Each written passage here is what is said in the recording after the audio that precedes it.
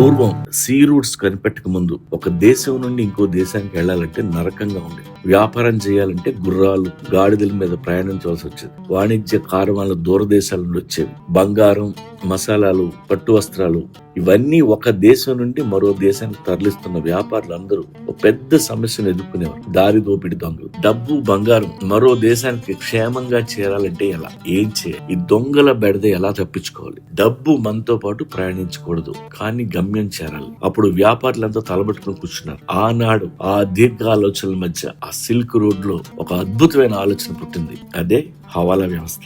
హవాలా అనే పదం అరబిక్ భాషలో బదిలీ లేదా నమ్మకం. ఇది శతాబ్దాల క్రితం మిడిల్ ఈస్ట్ లో మొదలైంది. వ్యాపారి ఒక నగరంలో డబ్బు ఇచ్చి మరో నగరంలో తన భాగస్వామి దగ్గర అదే మొత్తాన్ని తీసుకునేవాడు. కానీ ఆ డబ్బు నిజంగా ప్రయాణించేది కాదు. ప్రయాణించేది కేవలం నమ్మకం మాత్రమే.